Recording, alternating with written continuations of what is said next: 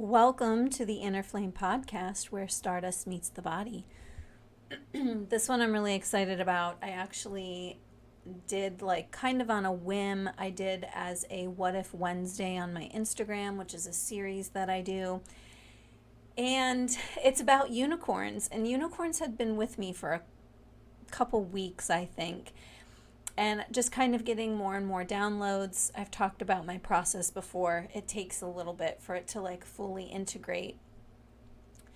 And there's that feeling of sometimes it's oh, this is the moment to speak. And then there are other moments where I was no, there, something is still building, something's still unfolding. And this I kind of want to call why the unicorns' technology and magical gifts are going to help usher in the new paradigm. So before we get super into it, I just kind of want to sage my space. I had been moving a lot of stuff around in my office, and I just kind of want to clear the energy. Hopefully I won't smoke myself out. Earth, air, fire, water, ether. Dispel, dismiss, cleanse any and all negativity. Anything that does not belong here to me, to this space. Clear out the energies of anyone watching. Whatever does not belong to them cannot stay. Any overwhelm, anxiety, fear, worry, disconnection. And we welcome in the light, the mother energy, the father energy, the oneness, the wholeness, the highest vibrations of frequency and love, authenticity, knowing. And so it is, and so it is, and so it is. So I call in the unicorn energy if it would like to be with us, which I think it does because it's been with me for a couple weeks now. So I think it's ready to talk. And what's really interesting is, about eight or 9 months ago, I did a talk with my friend Mia, who's on Telegram, and I can't remember I think her Telegram is Mercado Sagrado. And she also has a Substack. But anyway, we got on and we did a YouTube. We did a YouTube together. So the video is probably still on her YouTube. But we were talking about how Earth is a magical realm. And we were really starting to talk about, the unicorns, the giants, the elves, the fairies, all the things. And unicorns, most of them actually felt that they were here. They were guardians of this realm. They are original to this realm. And I say realm because I don't think that we have the full concept of our Earth. There could be inner Earth. There could be other places that are within the planet. It could be interdimensional. It's very hard to say right now. So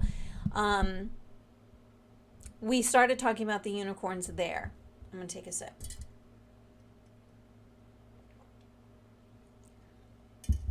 And as I was thinking about the unicorns, I started thinking about their actual horn. And it really also started making me think about Vesta when I did the Asteroid Goddess series with my friend Amanda, the goddess Vesta. And it also got me starting to think about Artemis, and Artemis actually came in and was giving me some pings. And I've talked about, I did a 3-minute reel on Instagram, because if you have a smaller account and your reels are over 3 minutes, they don't get populated out to the public. I really hate the algorithm sometimes. So there's so much that I wanted to say in that reel, but to be able to reach more people, I wanted to keep it 3 minutes or less. So I wanted to talk about Artemis, and the idea of what if the unicorn is not just some magical mythical creature, and why do we think it's magical and mythical? And why do we think it's just folklore? Why do we think it never actually existed? Because what's very interesting is the Greeks, the ancient Greeks, were the first, well, I shouldn't say first, but they were one of the cultures that documented the unicorn as far back as 400 BCE. And they did not talk about it as like a mythical magical creature. They talked about it as if it, like, it's real. It lives and it exists in India. So that was very fascinating to me. And if you've been with me, you know we look pretty deeply, and we also look at things that might come across as something, but there's a much deeper meaning behind it. And so, looking at the story of the unicorn in the past, there's this really popular tapestry, and it was actually like, I think a lot of stories, let me see, because I have to take notes of everything. The Met Cloisters tapestries. And so this is where a lot of the stories of the unicorn really got popular. And this one is actually, this is from 15th century artwork. And this is like when the unicorn was kind of coming back online. And I don't think that wasn't for a purpose, okay? And I talked about this a little bit in my stories as well, because timelines for me are very difficult. And I'm going to be honest, like, I am a medium, I'm an intuitive, I'm an energy reader, but I can't say everything is concrete. I trust in myself. I value the information that I get because I've built that relationship over time, but that doesn't mean I'm 100%, you know? So with the whole timeline thing, I feel, if you've been aware of Tartaria, where does Tartaria fit into the timeline, right? And was Tartaria happening while the rest of these things were happening, and there was like a dismantling going on, which is what I pretty much pick up on, which means we're going to have these like little pockets of messages trying to reach us when things couldn't reach us, right? There was like a whole deconstruction going on. And I think a lot of this has to do with the feminine energy, but I digress. So we're going to go back to the Met Cloisters tapestries. And it was actually, I think this is like a really beautiful tapestry that you can actually go and see. I think it's in New York City. Yeah, it's in New York. And it shows a unicorn basically cleaning a fountain with being surrounded with other animals, and it's called The Unicorn Purifies Water.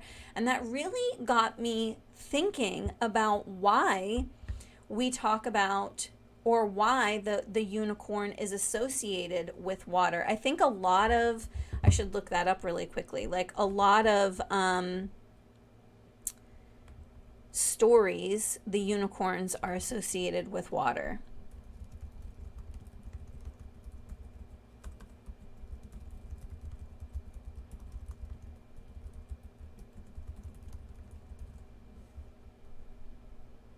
Yes.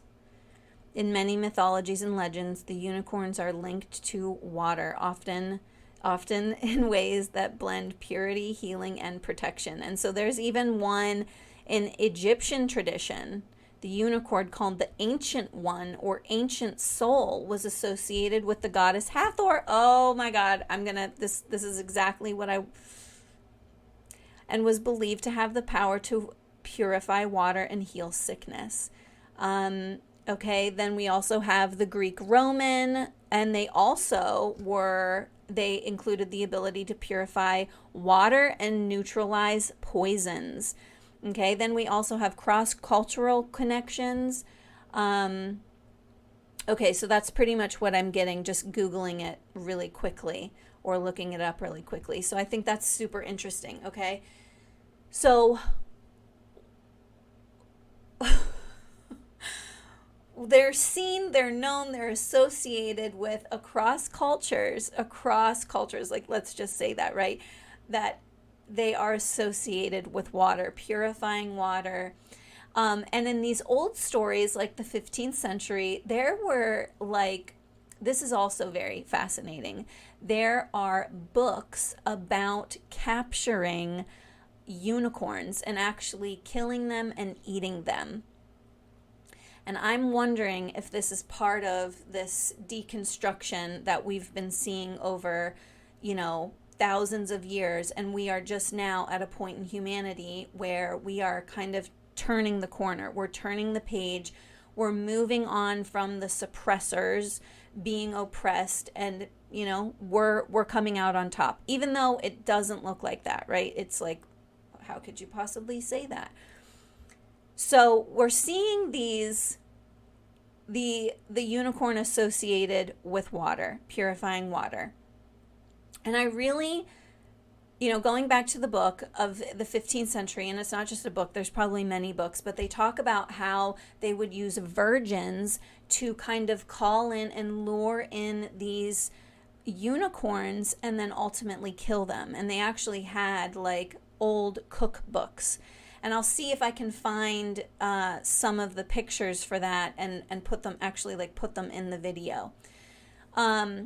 So I think that's very interesting. And I shared this as well because I learned this with Vesta, but I also learned this from learning about my cycle as a woman. But we hear the term virgin and we think, oh, she's fertile, she's not been touched, she's pure.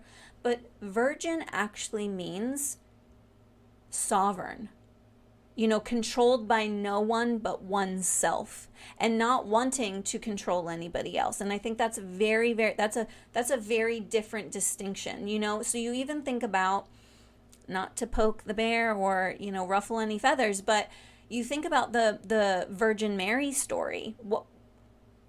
What could that maybe have meant? And I think about Vesta. Vesta was considered the virgin goddess. But it was because she didn't want to be controlled. She didn't want to marry anybody. She didn't want anybody telling her what to do. And she also she was known as like the quiet goddess. So now in today's world, we know her as the goddess of the hearth because she liked to stay at home. Well, she liked to stay at home because she didn't like the fucking drama. She wanted to stay away from all of it. So she's like, and she also was like, that's how I can hear myself more clearly. If I'm not bogged down by everybody else's drama, then I have a more clear conduit of what my intuition is saying and what I want to do. And I think that is a very, very, very important distinction from what we know the virgin to be today and what the virgin actually meant. And so why do you think that the unicorn was drawn to the virgin energy? Because it was sovereign, because it didn't want to control anything. And so that in itself, it's like, okay, where was this maybe manipulated? And if you watched my short, or my reel on Instagram, we're going a much deeper dive here, right? Like we're really getting into the nitty gritty. So how was the virgin energy maybe even possibly used or abused to draw in this creature that had the ability to purify water sources? And I also think about Vesta in the sense that Vesta was a goddess who did not want to be controlled. Her whole story was changed. You think about the Vestal virgins, and I can maybe link the podcast below that I did with my friend Amanda, because that was like super, super fascinating. There's this whole cult following, and they became the Vestal virgins. But back in the day, they were like sexual initiations, like sex rites, and that wasn't a bad thing, and that was like being able to use this energy that we can't see to build and build and build and manifest or direct or initiate, and it became something completely different. So again, you can kind of see this manipulation, and it can be very, very subtle. And that's why I always, if you're anyone like me, somebody could be like standing right in front of you and being like, yeah, I love that. But you can pick up on the subtle energetic nuances where you're like, oh my God, they hate that. They don't like this. They don't want this. And you kind of read between the lines, or you see something completely different than what is being projected. And that can be sometimes hard because I don't think those energies necessarily want to be picked up on, right? So it makes me think about Vesta, how her story was manipulated, but furthermore, it makes me think about the wand and the staff that Vesta holds in her depictions. And you wonder, like, well, what does that mean? I mean, a lot of people are like, well, that represents regalness. She's regal. She's higher up. She is one who, like, lords over people, even though that is not at all what Vesta stood for. She's like, I don't want to lord over anybody. I want to help them, but I'm not going to lord over them. What is the wand? What is the staff? Well, what I get is that it's giving energy direction. It has more of a purpose than what they want us to believe. Like, oh, I'm just regal. No, it meant something. Back in the day, maybe, I don't know, maybe in the 1500s, it kind of became more symbolic rather than actually being able to use, because maybe that knowledge was lost. But now it's like it's coming back online. We're realizing what this actually is and means. And so when you see Vesta sitting there with her staff or her wand, that to me is saying, oh, she knew how to, I don't want to say the word manipulate because that can be like such a negative name, but it is, she knows how to direct energy in the way that she wants it to go. And if you're sovereign, you're not doing it to manipulate others, but you're doing it to create the life that you want, right? I also had worked with Artemis. I wrote an article about Artemis, and Artemis really threw me for a loop, because Artemis is known as like the goddess of the wild, untamed, nature. And a lot of people associate her with animals. And I was like, this is not what I'm getting energetically. There's more to this story. And I think there's always more to the stories. So while I love that part of Artemis, I'm like, there's much more here. She is seen and depicted. One of her stories takes place by a waterfall. So I'm like, okay, what's going on here? What does the water mean? And I also kept getting these downloads that when you're talking about the untamed wild, that actually what she gave me, the information that Artemis gave me, was the wild chaos of the unseen, like the little particles, the ions floating around, which can also be referred to as plasma. And I think plasma is going to become bigger and bigger and bigger and bigger for how we can manifest our lives, how we can move technology into coherence with nature, all the things. So I found that really fascinating. So I was like, okay, what are all three of these freaking things trying to tell me? What is the unicorn trying to tell me? What is Vesta trying to tell me? And what is Artemis trying to tell me? Because I kept hearing ions, ions, ions. And I'm not a scientist. But I will say, this is what I've always said. Energetically speaking, it's like you see things, you know them to be true in every cell of your being, and science hasn't caught up yet. You know what I mean? It's like, oh, you're crazy, until one day, it's like, oh, I remember a couple years ago, I did a video or channeling with the whales, and it was really amazing. They gave me so much amazing information, but what was really crazy is they were telling me that there was an ocean that we couldn't see that was accessible to them through portals, and there was more water in that ocean than what we know in our ocean, like what's visible to us. And then an article came out that said that there was more, they found more water under the ocean, like under the ocean that we know, that has more water than our oceans that we know today. And so you're going to be looked at like you're crazy until science can prove it, right? So there's a very, it's very interesting, right, with what you do. You really have to sometimes hold on to what you know to be true without there being validation for it. So, anyway, with Vesta, with the unicorn, with Artemis telling me all these things, it's like, well, where the fuck am I supposed to go with this? And here's another thing that I want to talk about that I found very surprising with all of this, you know, because you might start something and you're thinking, oh, I'm just going to talk about unicorns, or oh, I'm just going to talk about Vesta. And I started working with the goddesses and really working with the dark goddesses. That's a lot of my work now, which I've kind of moved away from some things and really honed in with the goddesses. But I also talk about the new paradigm, what is coming for our future. And what I think is fascinating is that after working with the goddesses more and more deeply and really letting go of what I think the story is and allowing myself to really gather the information of what they're trying to tell me, these creatures, beings, goddesses are 100% leading us into the new paradigm. I had channeled, if you go back, you can also listen to me channeling Celeste and talking about the new paradigm. But I talk about how technology, a lot of people are fear-mongering about AI and technology taking over. That is not what I get.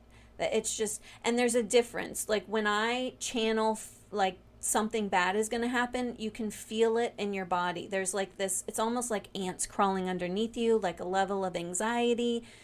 I feel so much peace for what I see for the new paradigm and what I'm picking up on.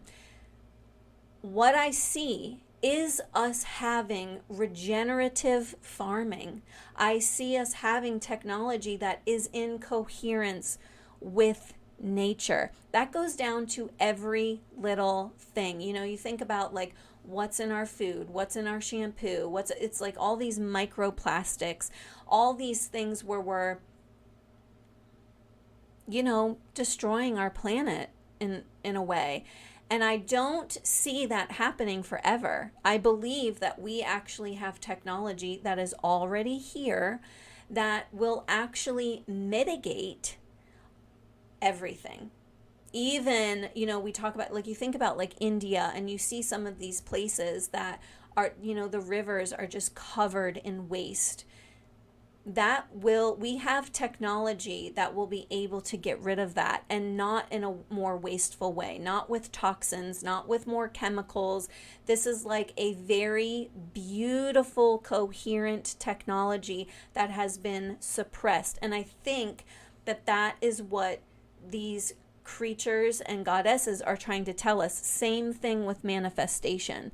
They're telling us different ways to be able to take what's all around us and direct it. You know, that's what the wand is.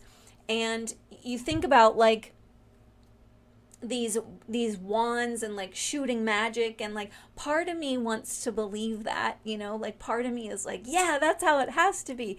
But then another part of me is like, oh, and it actually could, like that could have actually been technology that they had where they could purify water, or they could create food, or who knows. But the purified water feels more real because now it's like I can see it. I can get very woo woo, but I do believe it's like, you know, you're directing energy. It's basically like what you're thinking, giving it direction and creating it. And that could really be used for good or bad. And if you look at history and just connect in energetically, you know, we can see how that has actually really happened. So where else did I want to go with this? I'm talking about the goddesses. Artemis. So we know Vesta has a wand, and what I thought was really interesting about Artemis is being at the water and having some connection with the water. Some people actually call her a nymph, like she was a nymph. And this gets me into mermaids, and just hang with me, okay? Just we're going on a journey. Buckle in. You might go on a few ups, downs, turns, curves, okay? But just stay with me. So, Artemis is depicted typically like with her bow and arrow. And I'm like, okay, but that's still directing energy. But as I did more research, there's actually pictures of her looking like what is a trident. Like a, isn't that what it's called? Or does trident have a, whatever? That's what I want to call it, but I don't know if that's what it's called. I gotta look it up now. What did Ariel's dad carry? You know?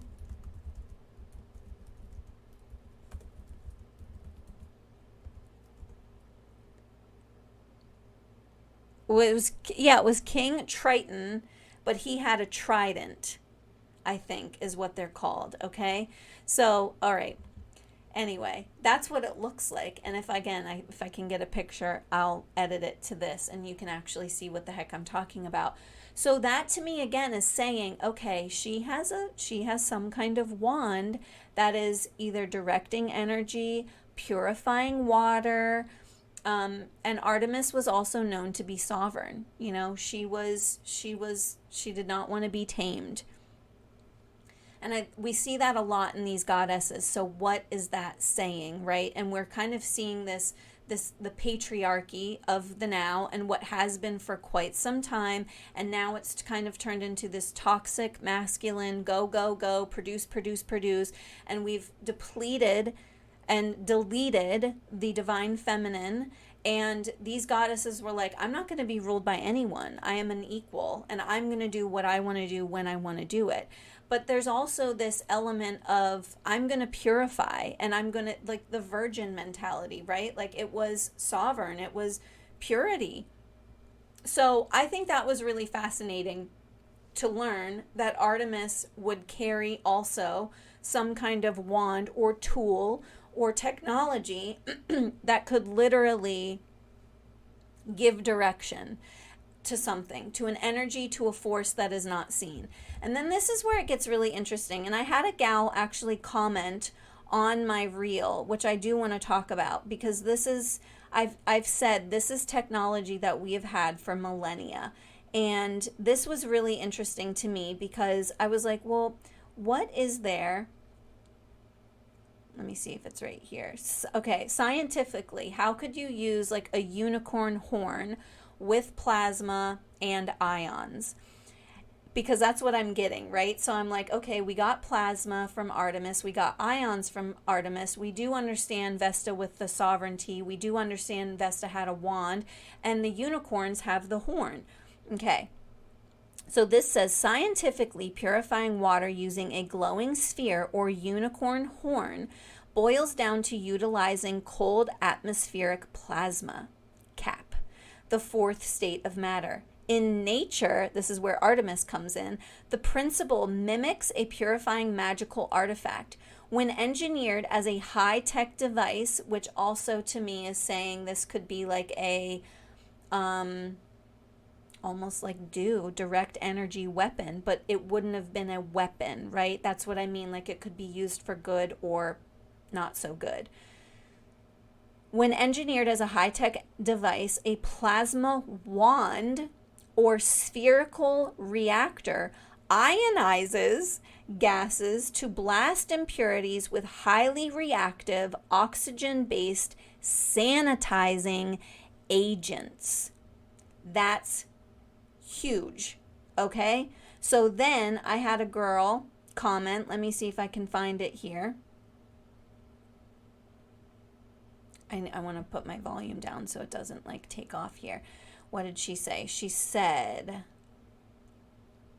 plasma water can be created by lightning striking it. In the north of Europe, where oak groves were abundant, lightning struck the earth often because oaks are the best conductor for lightning in nature. Plasma water has been proven to be the best disinfectant and is used to clean and sterilize environments in hospitals and could be used to replace insecticides in farming. But of course, I'm not going to say that because this is going on YouTube and I don't want to be banned. Doesn't want that getting out. So of course, there's companies that don't want this knowledge or this technology to get out. But what's really incredible is, sometimes when you're like, is the new paradigm coming, right? Like, is it coming? You have to kind of look for the technology. We are in the age of Aquarius. This is the time for innovation. And I think we're actually, whether we realize it or not, there's probably scientists who are like, this is new technology. And it's like, no, this is actually super, super old. I found that, and I wanted to watch this video because there is, scientists found two powerful new ways to destroy forever chemicals. And forever chemicals are the PFAs. So it's like, it's unfortunately in our water, like I have a really great water purifier, but there's only so much you're going to be able to do. So this is really, really interesting. So this is saying a combination of collapsing bubbles and cold plasma could finally offer a way to destroy stubborn PFAs, forever chemicals in water. This is saying cold plasma technology, the future of water treatment. I mean, and that's the thing, is like we see all these things and how we are not in balance. Our farming is not in balance. Our lives are not in balance. Like, the more I talk to people, the more exhausted they sound, right? Like, and I think we are really struggling with trying to truly welcome in human being, because I talk about that a lot, really letting ourselves be and let go of human doing. But I also share in another podcast about the egregore, this patriarchy egregore that is kind of working its way out of us. And it's like holding on for dear life. It's holding on for dear life. And there's parts of that within us too, right? Because sometimes we don't know how to just live through joy. Sometimes we don't know how to live to just be, like everything's okay, right?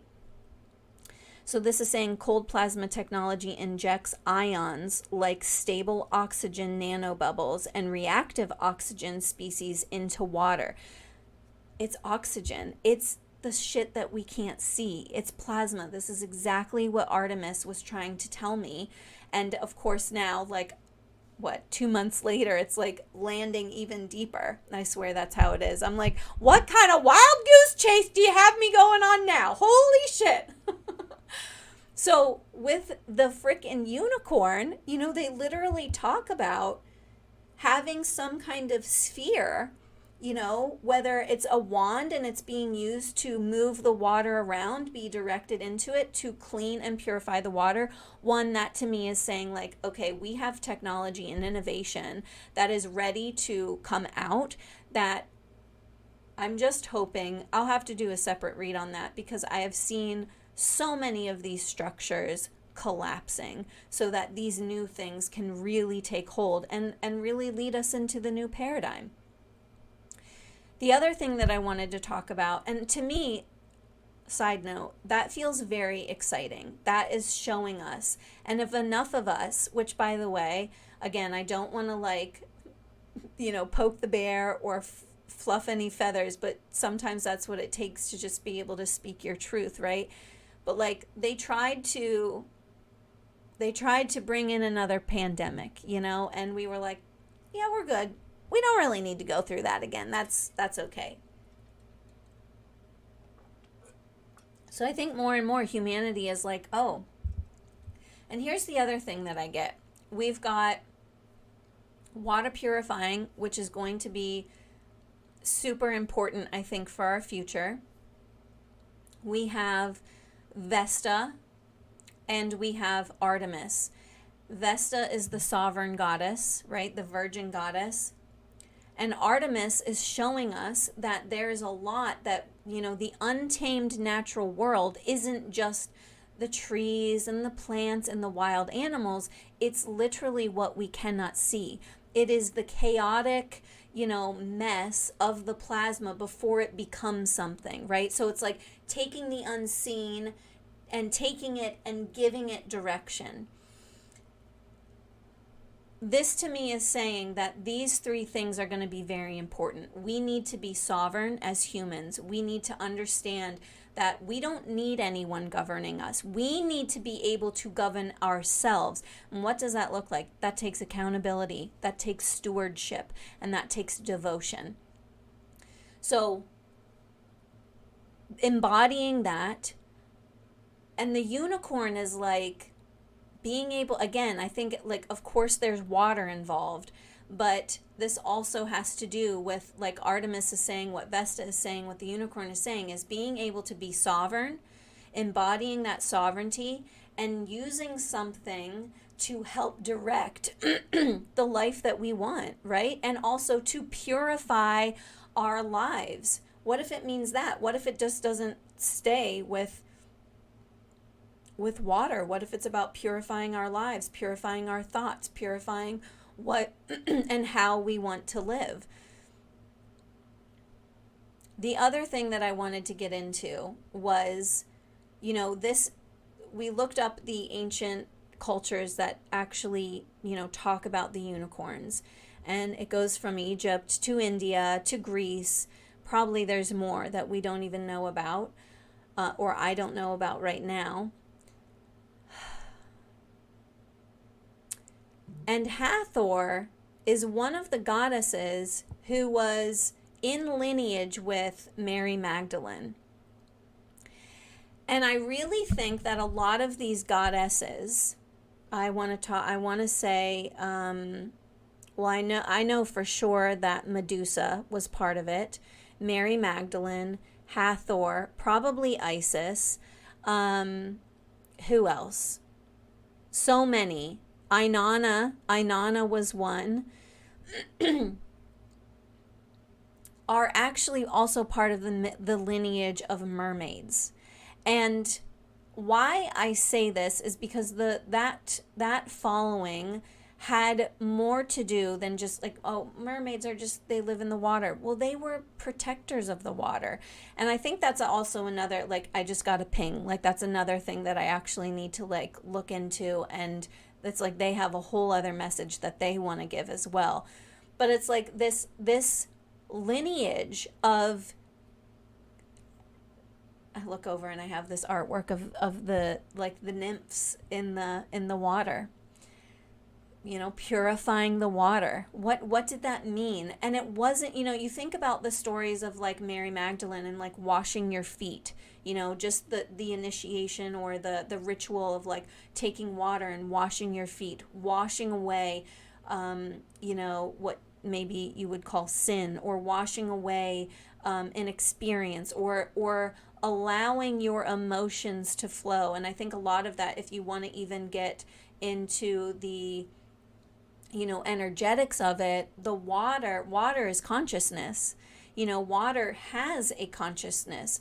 Water, and think about, like, the waters in our bodies. And that's another thing that these goddesses I wrote about with Medusa. Medusa talks about the waters in our bodies and how to purify the waters in our bodies. So I really believe, without making this like a whole history lesson, I believe that there's so much here about these goddesses and the unicorn actually being a part of this mermaid lineage and being guardians. Medusa's name literally means protectress or guardian. And it's like the same thing with the unicorn. They're known to protect. Same thing with Artemis. Artemis wanted to protect the wild. And I think that's also very interesting because Artemis was trying to protect what we couldn't see. And if people, the oppressors, are using this magic without our knowing and using it against us, it's like these goddesses are screaming at the top of their lungs, there's something you don't know and we're trying to tell you. So it's like this whole goddess initiation, if you will. Okay, I had to grab my book because I want to go over this really quickly. This is from a really great book that was recommended to me called Magdalene Mysteries, and this is by Saren Bertrand and Ezra Bertrand. I don't know if I'm saying their last names right, but The Left-Hand Path of the Feminine Christ. And I have not sat down and read this whole thing. I mean, this is pretty big. I do a lot of reading, but I definitely look through when things kind of call to me. So one of the things I want to talk about, I mentioned Ashera. And Ashera being, she's known as the Lady of the Seas. She was the mermaid of Galilee. The sacred sea was considered to be her home. So Ashera is like one of the oldest goddesses that we know of. And I love that she was known as the Lady of the Seas. And then we also go to water priestesses of Samaria holding vases of the flowing waters of life, which is exactly what Medusa talks about. And the waters of life are also the waters of life that are inside of you, your lymph, your blood, your the literal other stuff that we have in there, right? The amniotic fluid that we're born in. So this is really, really interesting. And there's a lot of nuances here, and there's a lot to kind of thread together. But what I really do believe is that there's also a part of the divine feminine that was lost, right? It was Asherah's, almost all of Asherah's, hi cutie, almost all of her temples have been destroyed. There's not that much that Ashera existed, but she was a very popular goddess to be following. She had a big cult. And I believe that a lot of this stuff, as time went on and the, demolition of the feminine was in the process. And when I say that, I don't just mean that for women, right? But like, men were also following this. It's this balance, right? It's the yin, the yang. It's we need each other. We need the balance. But what I find really interesting is that this, Asherah was taken out, and so many other goddesses, their stories were either manipulated or minimized. And we see the unicorn, and I just think the unicorn existed, don't get me wrong, but also was a way for them to say or remind us of this message of sovereignty, of being able to have this technology. And what's really crazy is I believe our past to be way more technologically advanced than what we even know today. Like, we're dummies compared to what it was in the past, I believe.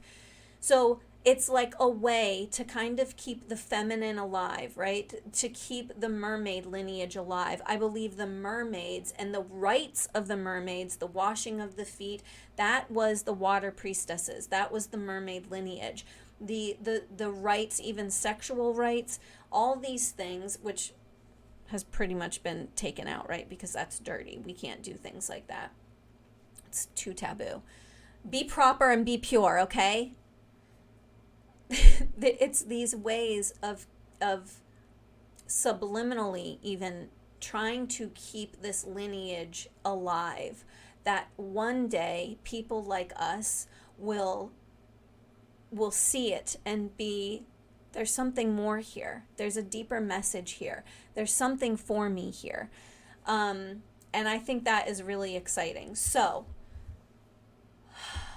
that was a journey. We talked about all the goddesses. We talked about the mermaid lineage and how the mermaids, I also believe, were, I think that there are creatures, people, beings living in the water with tails? Yes, I do. Do I believe that you have to be of the mermaid lineage and live in the water? No. I think there was an understanding and honoring. I think it could be way more than what we know it to be.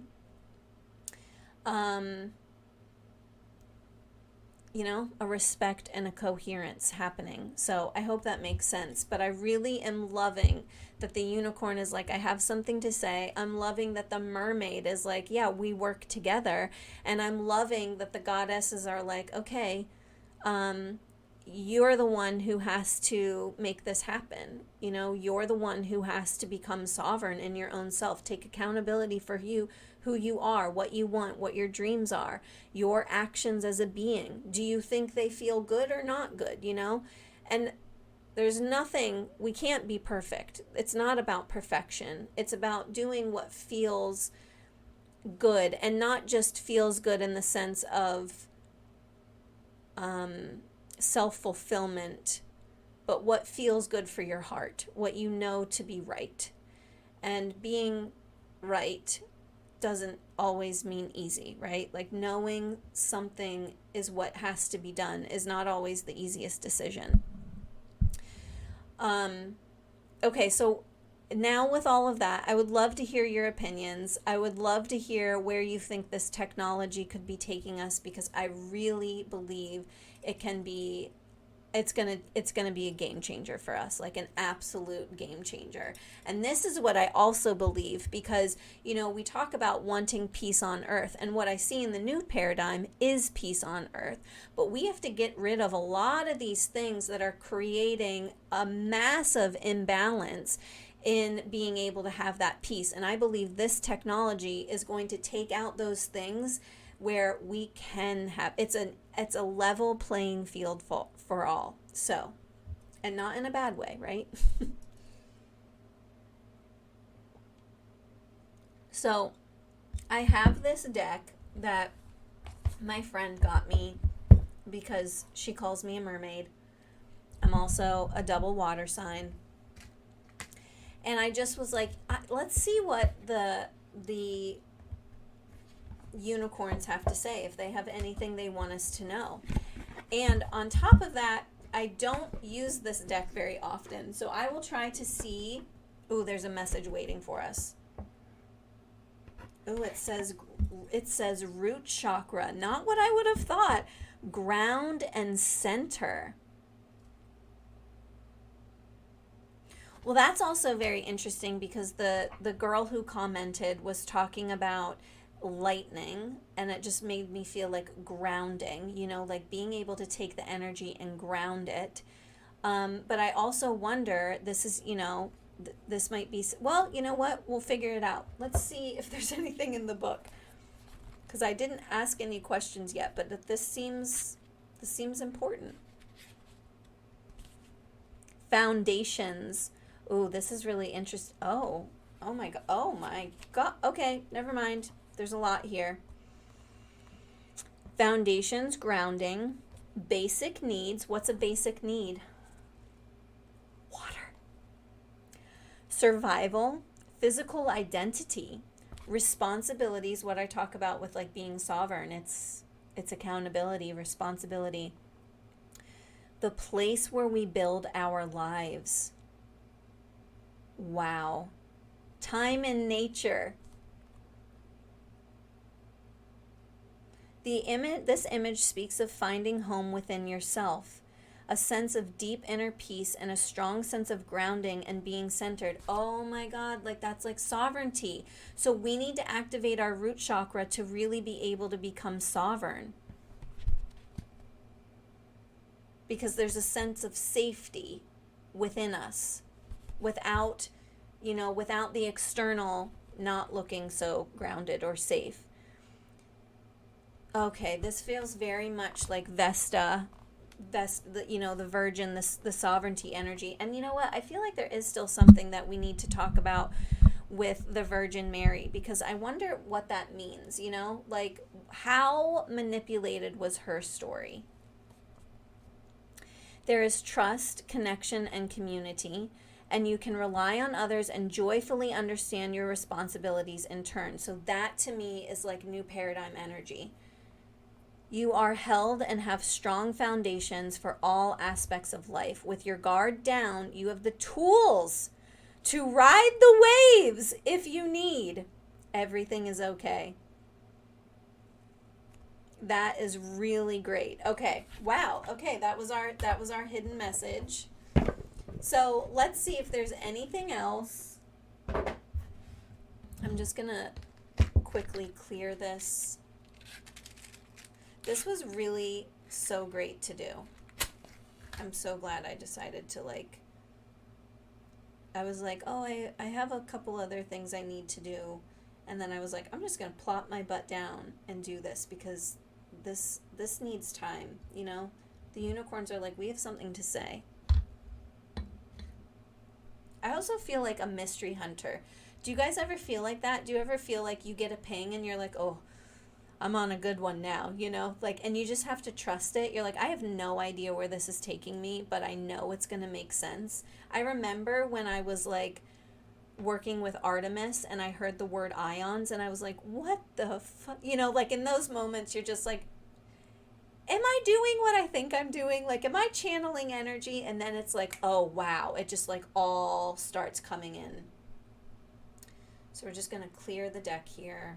We're going to call in the unicorns if you have something to say for what you want us to know with love, right? We send love. We respect you. We're grateful for your energy and your guidance. Okay. So let's just see what the unicorn has to say to us. What do they want us to know? Whoa! Okay, that's way too many.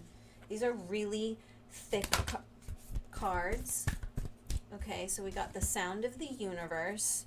That kind of like, that literally looks like chaos. So this is like a really good representation of like when I was really channeling Artemis and the ions. It's like, you know, all this energy is around us, but we can't see it. Okay, so the sound of the universe. Healing. Communication, co-creation. Yeah, I love that one. And that looks like so flowy and beautiful. Okay, is there anything else you want us to know? Oh! Our ancient future. Oh, I love that card. Oh, yes. Oh, yes. Okay, is there... Ooh, okay. Okay. Is there anything else you wanted us to know? We've got stepping through, vulnerability, solar plexus chakra, so radiant illumination. Okay, so let's see what we asked. What do they want us to know? So we've got sound of the universe. Holy moly. Where is it? Okay. Oh, wow.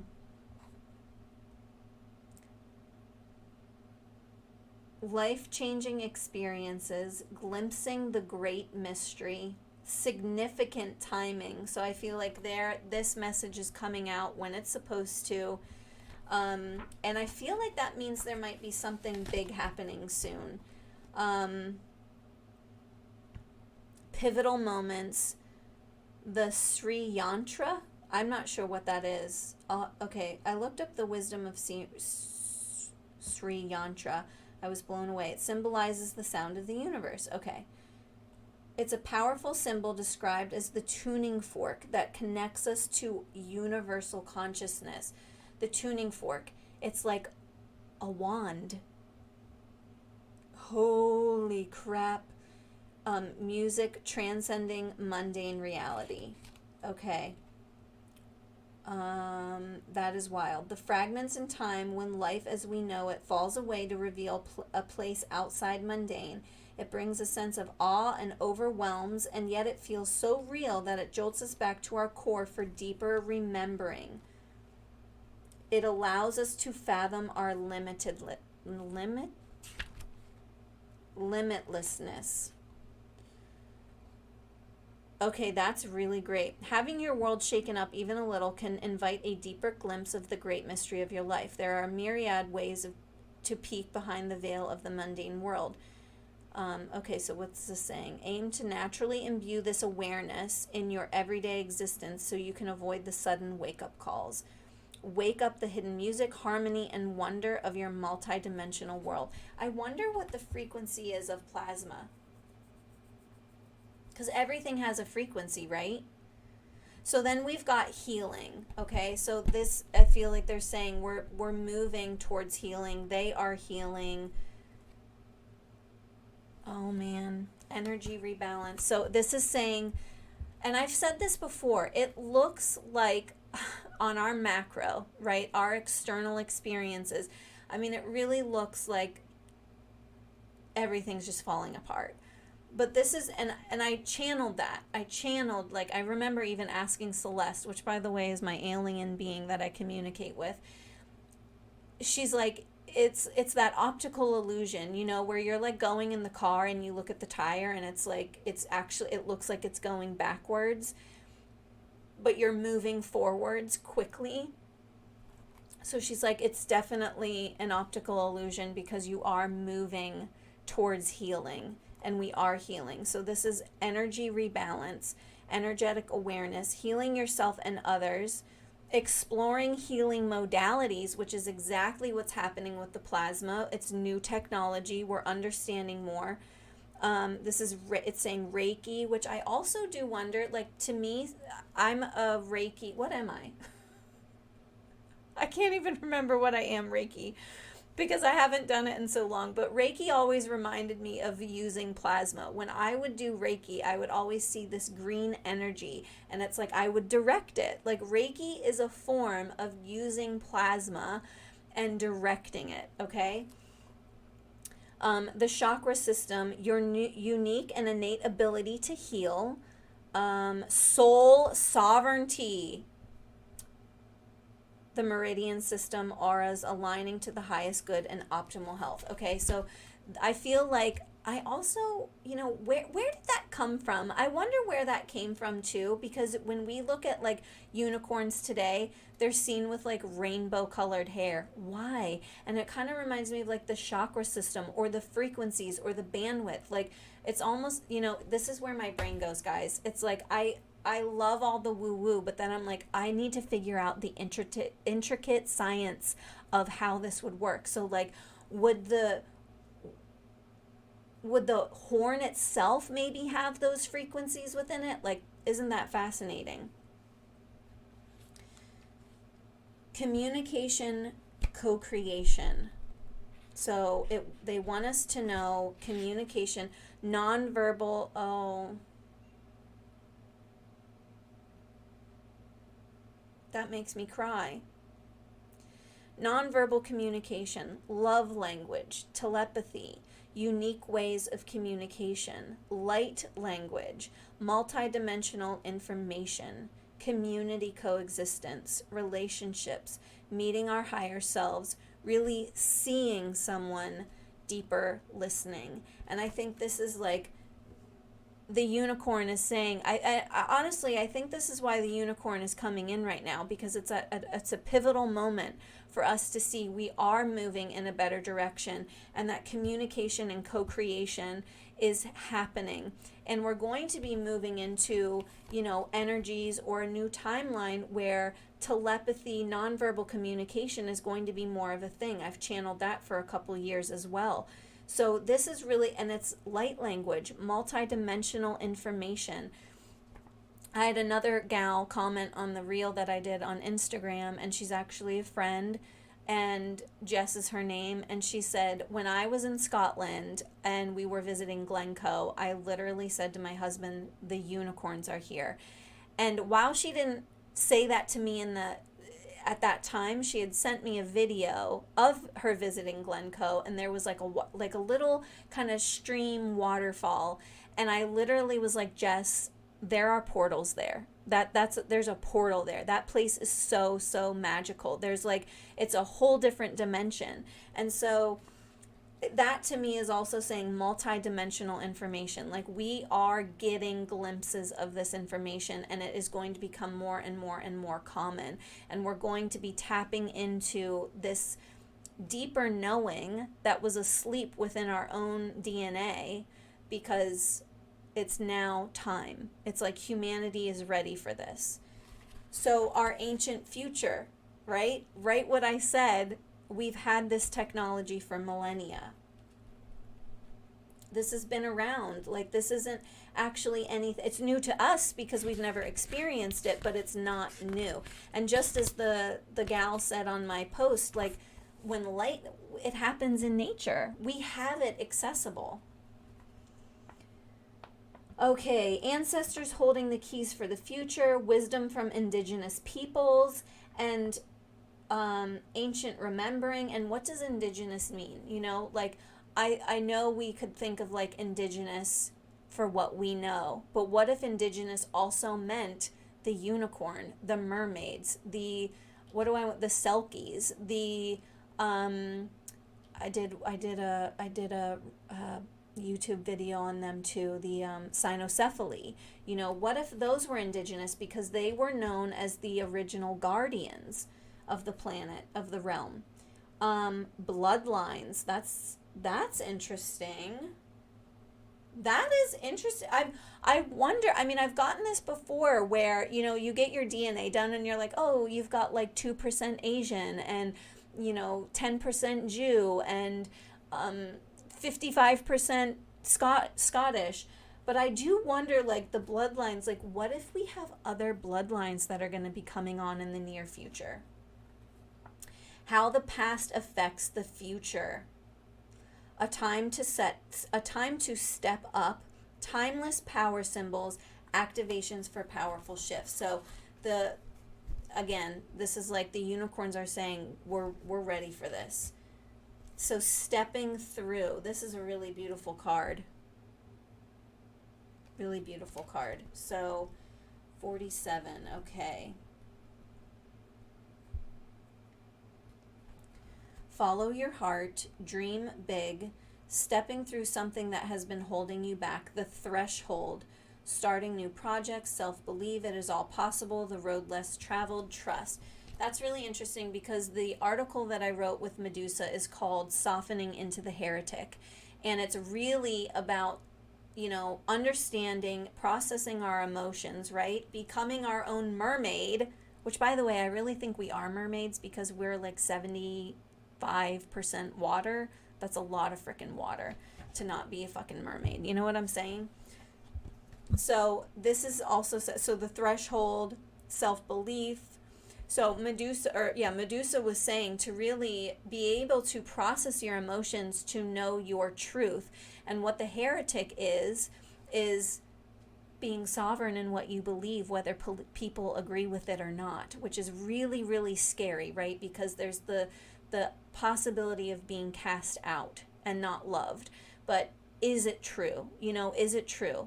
And if it isn't, then go for it, right? And even if it is true, do you have enough self-love within yourself to know that you are still lovable? Okay, I really love that. So stepping through, I also feel like, again, I just talked about portals. So I do wonder, like, stepping through, I do wonder, like, are we going to see the unicorns again? Or is it just maybe the information that they're giving to us is coming through, is stepping through, is coming through the threshold or the portal? Vulnerability. Well, isn't that interesting? Because I just asked, maybe are they coming through? Real strength, holding space, accepting yourself as you are, sharing from the depths of your heart, raw truths, compassion for others, removing your armor, which I do see for our future. I feel like everything is so divided right now, more so even than 5 years ago. And it's really being able to be holding space, healing past wounds. Where are we still projecting our wounds onto other people? And where do we need to really take accountability for ourselves, for our actions? Removing the armor. Okay, but even without that, vulnerability. So all of that I love, but holding space. So I do wonder, I had channeled before that a lot of these beings had to go somewhere else. Like, they are multidimensional for a reason because they couldn't be here anymore. So I do wonder, are they going to be able to be vulnerable to maybe come back? So then we have the solar plexus chakra, which is a radiant illumination. And, your solar plexus is like who I am, who I want to be, your personality, right? Yeah, personal power, independence, self-discipline, confidence, assertiveness, decision-making, belief, intellectual abilities, expression of will, bringing ideas into reality. So as I love all those things for us, I also do wonder, like, is the the unicorn reminding us, they have two, we've got two of the chakra system here. We've got the root, and we've got the solar plexus. So I feel like this is also saying for us to really become sovereign, right? The unicorn is asking us to become sovereign, to be able. Here's the thing. This is what I think it is. This is what I think it is, because, we get all the manifestation tips and tricks, but I don't think that we're really going to be able to unlock the manifestation, really being able to use it and direct it until we become sovereign. And that means it's like we do have something that we've got to lock ourselves into, almost like a purity, because we have to be pure of heart. We have to be willing to understand that we move for ourselves and we don't need to manipulate others, right? That self-governing human, which is what Celeste had talked about years ago. So that's very interesting to me. We have to be confident in who we are. We need to trust ourselves. We need to be self-disciplined. We need to believe. We need to believe. And bringing ideas into reality. And so that's really interesting. So it's like all of these amazing things, but I think the unicorn is reminding us that for us to really be able to wield, to be true stewards of what we want, we have to step it up. Right? And that's maybe the stepping through. We've got to step it up to be able to be, there's an honor with this. That's what I keep getting. There's an honor. And so we have to be pure of heart. And I think that's again why the unicorns liked the virgins, because there was a purity of heart. There was I know who I am, and I'm pure of heart, and I don't need to control anyone or anything. So it's like we need to be pure of heart to really be able to wield this, and have the honor of wielding this energy.